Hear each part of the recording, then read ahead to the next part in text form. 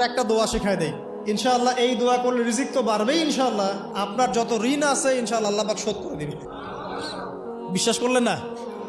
এই দোয়া শিখাই দিচ্ছি, এই জন্য আমাকে হাদিয়া দেওয়া দরকার, স্পেশালি আমাকে এখন হাদিয়া দেওয়া দরকার। এটা গুরুত্বপূর্ণ দোয়া শিখাই দিচ্ছি। আলী রাদিয়াল্লাহু আনহু বলেছেন, কোনো ব্যক্তির যদি পাহাড়ের সমানও ঋণ থাকে, এই দোয়া যদি আমল করে আল্লাহ পাক ওই ঋণও শোধ করে দিবেন ইনশাআল্লাহ। ঋণ কেমন জানেন?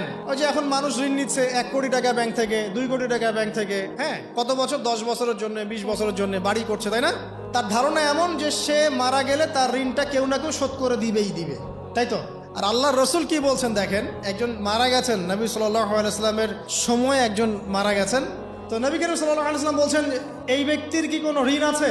একজন সাহাবী বলেন, হ্যাঁ ইয়া রাসূলুল্লাহ, তো ঋণ আছে। নবীজি বললেন, তোমরা ওর জানাজা পড়ো, আমাকে ডেকো না। তোমরা ওর জানাজা পড়ে নাও, আমি জানাজা পড়তে চাচ্ছি না। আমি এখন কেমন করে আপনাকে বুঝাবো ঋণ কত ভয়ঙ্কর জিনিস? আপনি যে ব্যাংক থেকে